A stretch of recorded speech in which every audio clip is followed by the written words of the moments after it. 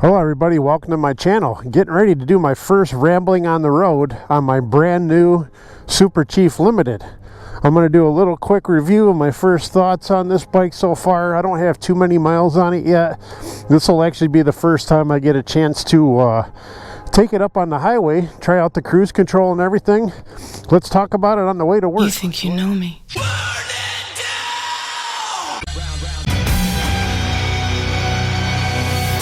Alright folks, hopefully my audio works out for this first video today. It's a little windy out. Like I said, this is going to be the first time I actually take this bike up on the highway.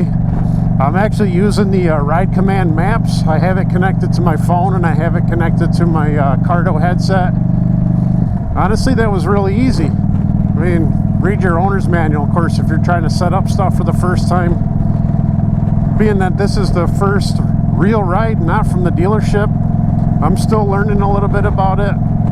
I'll get to see how it is on the highway. Set up pretty easy. The only thing I have set up in maps right now is going to work and going home, just to try it out. To decide before July, my road trip, if I want to use the Ride Command for maps and plan out my route to Tazewell, or if I want to just go ahead and put my GPS back on here.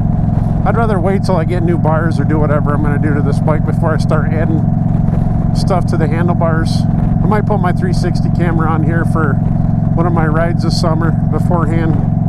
But right now we're in fourth gear doing almost 55 up here. Bike seems to be cruising really nice. Alright, one thing I'm going to notice right now, this is a 6-speed obviously, like all the Thunderstrokes. Going about 60 in a 55 allegedly. Fifth gear is fine for this. I definitely don't need to go up in the 6th gear. Engine's happy at about 2,500 RPMs.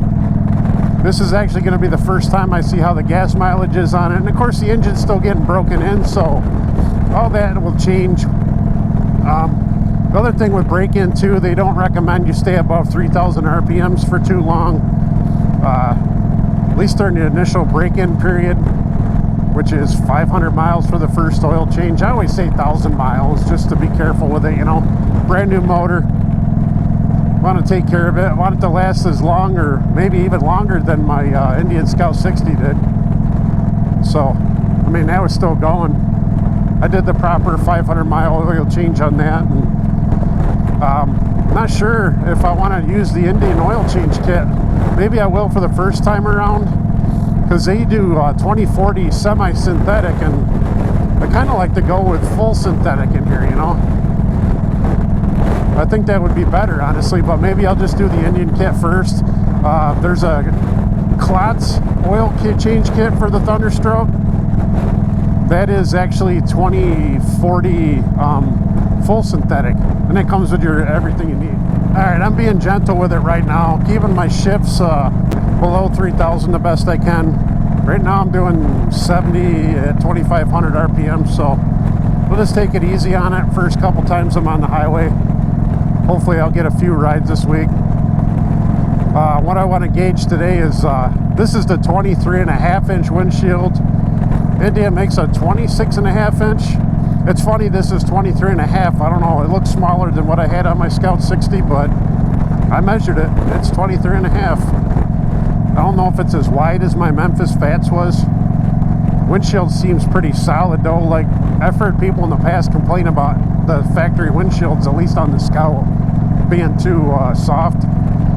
I don't know. Never had, this is the first factory windshield I've ever had on a bike, so we'll see how it goes. Let's say I have a 40-mile ride to work.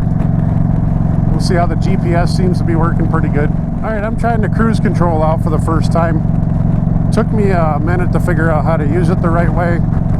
It's easy to turn on, just trying to get it to set. A little different than what the MC Cruise was on my Scout 60. Of course, I kind of liked having it on the left side, and I know the new Scouts have it on the left side. It's going to take me a little bit of getting used to the cruise on the right side. Now I'm just going to cruise at a little bit lower speed. That said, we'll get this engine broken in the appropriate way and do the first oil change and make any adjustments that need to be done.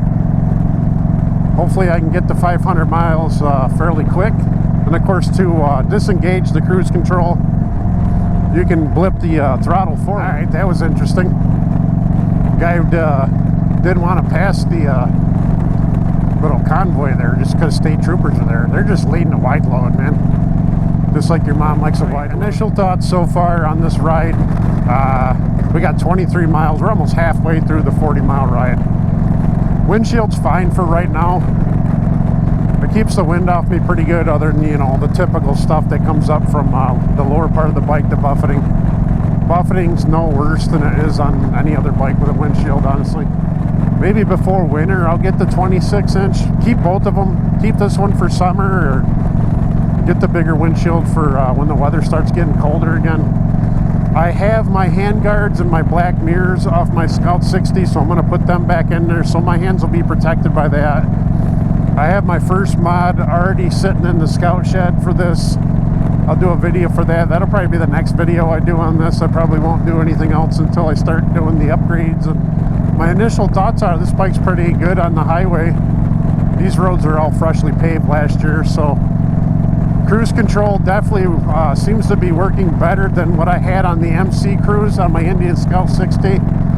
So, like, that was always questionable. Like, when I got on, like, this hill here and some of the other hills that are on the highway, the MC Cruise didn't always hold my speed at where I wanted it. So, this is actually doing a lot better. One thing I noticed with the ride command, it's updating me on congestion in 6 miles, which I know there's the construction on the bridge. This is what they give you. This is fine. I don't need, you know, anything too fancy. And of course on the maps part too, there's, you know, you could search for gas stations on your ride and different stuff, kind of like the Garmin has. I want to be able to figure out how to plan trips on my phone and then import them to here. That'd be great for my trip, and I don't have to put the Garmin on here. But if not, my Garmin's already set for the Scout. I just have to readjust it because now I'm going to have a little bit more fuel range. So if I can have at least one less stop in the 450-mile ride that I do every year. All right, folks, I only have a couple more miles before I get off the highway and get to work. My initial impressions so far, bike's really quiet. I don't have any rattles or ticks or anything. I know the brand new bike shouldn't have any of that stuff anyway. 23-inch windshield's fine for me right now. I'm 6'1", like I said. Back's a little sore. I know I'm hunched over. I'm used to having the ape hangers on the bike before, so, you know, probably beating a dead horse with that one. I definitely need the taller bars. Still need to hunt down a backrest. I think I'm going to try doing an aftermarket backrest for a different bike so I can keep this seat, because honestly this seat's not that bad. I know if I go with the Mustang seat with backrest, it may push me forward a little bit, and I really don't like that. I like the positioning where I'm at now. You know, and of course once I get the highway bars on, I'll get the highway pegs and stuff on. Haven't decided which ones I want to get yet. If somebody wants to send me those, I'll do a review and see if I like them. I'll take freebies to try out on this bike. Cruise control's great. Seems to do better in the wind. Stock suspension's okay, not too bad. Again, we'll see how it is down the road in a few months. I don't have any plans to change that at all yet, but got to get my mods done. Got to get this back to where I'm riding in the position I like to be in, and that's what she said. I'm going to come back later on tonight on the way home and do a little short video at the end of this to kind of conclude today's video. I want to see how the headlights are at nighttime. This has the LED, stock Indian LED headlight. All my lights on here now LED. It's not like the Scout, which had light bulbs in the turn signal still and the standard headlight. I did put the Sun Pi headlight on that bike, so not bad. Not too harsh on the bumps. They say there's a couple bumps here that usually get me pretty good. So. All right, folks, it's fairly dark out right now, so I'm going to try and do the best I can for this part of the video. GoPros aren't always great in dark anyway. All right, this is the high beam. Oops. That's the low beam. So it always lights up the sides of the road pretty good. It just lights up the center a little bit better. So you shut that off. You still got good light on the sides. And of course, they also have the function like this. If you're going to pass somebody, you could do that real quick. So that's the high beam and low beam, folks. Best I can get on camera anyway. All right, thanks for tuning in.